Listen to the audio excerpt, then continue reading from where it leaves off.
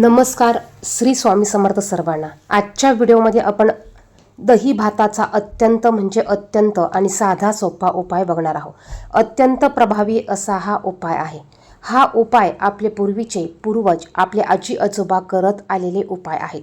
ह्या उपायाला घरातीलच वस्तू लागतात, परंतु ह्या उपायामुळे आपल्या घरात जर का वाईट बाधा असेल, इडापिडा असेल, काळी जादू असेल किंवा इतरांना बाहेरची बाधा झालेली असेल, कितीही काहीही केलं तरी फरक पडत नसेल तर हा उपाय आपण अवश्य करायचा आहे. आणि हा उपाय आपल्याला अमावस्येच्याच दिवशी करायचा असतो. आता अधिक महिना चालू आहे आणि अधिक महिन्यातील सोमवती अमावस्या ही 15 जूनला सोमवारी असणार आहे. अधिक महिना हा अत्यंत पवित्र महिना आहे आणि या महिन्यात ही सोमवती अमावस्या आलेली असल्यामुळे ह्या अमावस्येला अधिकाधिक महत्त्व प्राप्त झालेले आहे. या दिवशी आपण आपल्या घरात पूजा पाठ उपासना व्रत वैकल्य करायचे आहेच. त्याचप्रमाणे आपल्या घरातील इडापिडा नजरबाधा वाईट बाधा, जर का कोणाची नजर घराला लागली असेल, कोणाची नजर मुलांना लागली असेल, मुलं चिडचिड करत असतील, रडरड करत असतील, हट्टीपणा करत असतील, काही करून मुलं ऐकत नसेल, एखादा सारखा अमावस्या आल्यावर आजारी पडत असेल तर हा उपाय तुम्ही अवश्य करून बघायचा आहे. नक्कीच तुम्हाला ह्या उपायाने अधिकाधिक पुण्य प्राप्त होणार आहेत आणि तुमचे ज्या काही अडचणी असतील त्या नक्कीच नष्ट होणार आहे. कारण ही अमावस्या सोमवती अमावस्या आहे. इतर अमावस्येच्या तुलनेने सोमवती अमावस्येला फार महत्त्व आहे आणि अधिक मासात ही अमावस्या आल्यामुळे ह्या अमावस्येला देखील अतिशय महत्त्व प्राप्त झालं आहे. अमावस्या तिथी ही चांगली तिथी आहे. जशी आपण हिला वाईट म्हणतो तशी ही तिथी चांगली देखील आहे. कारण या दिवशी आपल्या आजूबाजूला आपल्या वातावरणात वाईट गोष्टी, नकारात्मक ऊर्जा, नकारात्मक गोष्टी ह्या जास्त प्रमाणात ॲक्टिव्ह म्हणजे प्रभावित असतात. त्याचप्रमाणे ह्या दिवशी घरात असलेल्या नकारात्मक ऊर्जा, वाईट बाधा, इडापिडा, शत्रुपीडा, पितृदोष, ज्याही काही अडचणी तुम्हाला घरात लागलेल्या असतील या सर्व दूर करण्यासाठी या दिवशी हा अत्यंत महत्त्वाचा दिवस मानला जातो आणि याच दिवशी आपण हे उपाय करू शकतो. अगदी छोटासा उपाय आहे. हा उपाय तुम्हाला रात्री झोपण्यापूर्वी करायचा आहे. हा उपाय करताना तुम्हाला कोणीही टोकणार नाही, तुम्हाला मध्ये मध्ये करणार नाही, तुम्हाला अडवणार नाही. तुम्हाला याची काळजी घेऊन हा उपाय करायचा आहे. कारण आपण कुठलाही उपाय करतो त्याचं जर का संपूर्ण फळ आपल्याला पाहिजे असेल तर तो उपाय करताना आपल्याला काही नियम पाळून, काही नियमांचं बंधन पाळून आपल्याला ते उपाय करायचे असतात. पूर्ण श्रद्धेने आणि विश्वासाने हे उपाय करायचे असतात. तर हा उपाय अतिशय सोपा आहे, अत्यंत प्रभावी आहे आणि हा उपाय कोणीही घरात करू शकतात. मुलं असतील, महिला असेल, स्त्री असेल, आजी आजोबा असेल, प्रत्येकजण आपल्या घरासाठी, आपल्या प्रगतीसाठी, आपल्या स्वतःसाठी, आपल्या मुलांसाठी हा उपाय करू शकतो. आता या दिवशी आपल्याला माहिती आहेच, दीपदान करण्याला किती महत्त्व आहे, उपाय सेवा करण्याला महत्त्व आहे. या दिवशी सर्वात लवकर उठायचं आहे. उंबरठ्यावर हळदीचं लेपन करा. छान अशी सुंदर स्वच्छ पंचामृताने देवपूजा करून घ्या. दीपदान कसं करायचं याविषयीचा व्हिडिओ आपल्या चॅनेलवर आहे.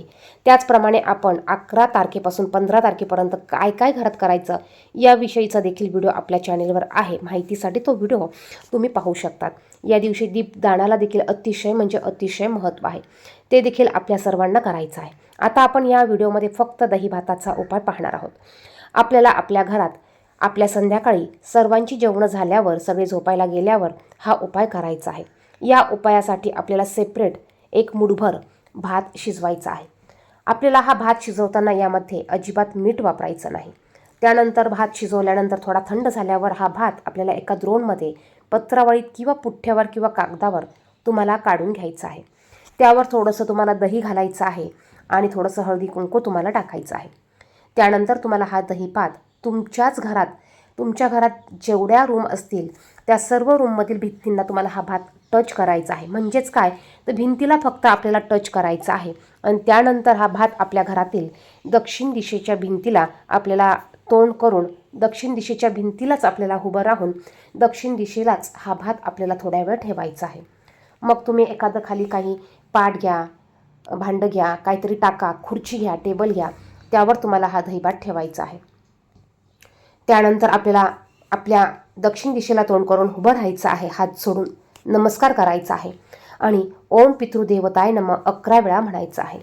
आपल्याला ओम पितृदेवताय नमः 11 वेळा बोलून त्यांना प्रार्थना करायची आहे. जर का घरात कोणाची इडापिडा झाली असेल, नजरबाधा झाली असेल, वाईट बाधा लागली असेल, तर ती सर्व काही निघून जाऊ दे असं आपल्याला म्हणायचं आहे.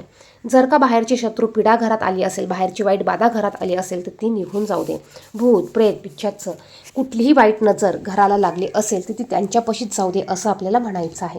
त्यानंतर हा भात उचलून घ्यायचा आणि आपल्या घरात जिथेही बाथरूम असेल त्या बाथरूममध्ये जी खिडकी असेल त्या खिडकीवर हा भात ठेवायचा आहे.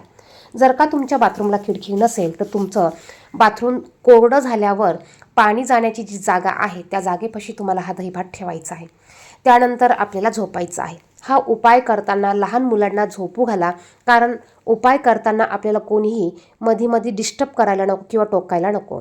त्यानंतर सकाळी सर्वात अगोदर आपल्याला उठायचं आहे, हा दहीभात घ्यायचा आहे आणि आपल्याला घराच्या बाहेर यायचं आहे. येताना मगभर पाणी घेऊन यायचं आहे. पाणी घराच्या बाहेरच आपल्याला ठेवायचं आहे आणि त्यानंतर हा दहीभात आपल्याला सरळ एखाद्या मोकळ्या ठिकाणी ठेवून यायचं आहे. जिथे उखिरडा असेल तिथे ठेवू शकतात. मोकळ्या जागी मोठं झाड असेल एखादं त्या ठिकाणी तुम्ही ठेवू शकतात.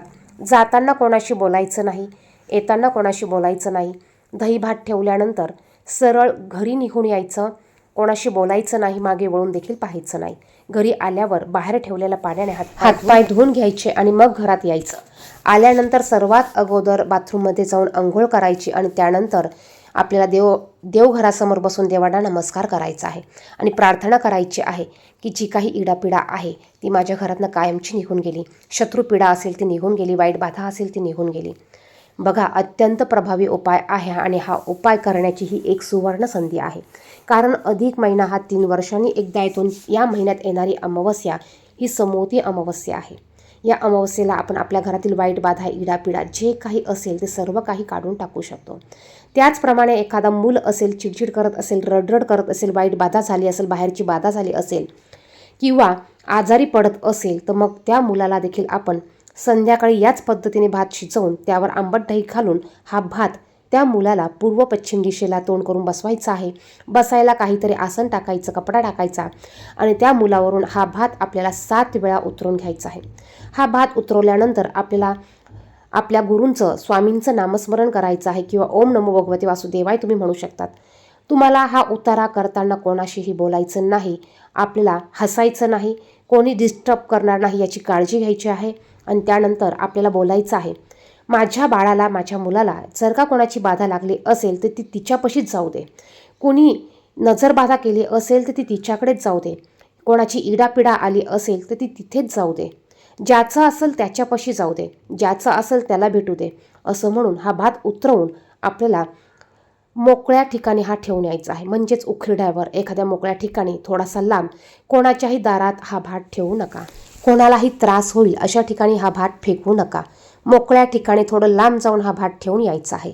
त्यानंतर माझ्या मुलाला इडापिडा, वाईट बाधा काही लागली असेल, नजरदोष झाली असेल, शत्रुपीडा असेल किंवा कोणाचं काही वाईट आलेलं असेल तर ते निघून जाऊ दे आणि माझ्या मुलाला सुख, समृद्धी, उत्तम आरोग्य लाभू दे अशी प्रार्थना तुम्हाला श्रीहरी भगवान विष्णू, माता लक्ष्मी यांना करायची आहे. अत्यंत प्रभावी उपाय आहे, नक्कीच करून बघा. त्याचप्रमाणे खूप बाधा असेल, खूप त्रास होत असेल तर इथून पुढे तुम्ही प्रत्येक अमावस्येला हा उपाय दहीभाताचा हा करू शकतात. धन्यवाद. श्री स्वामी समर्थ.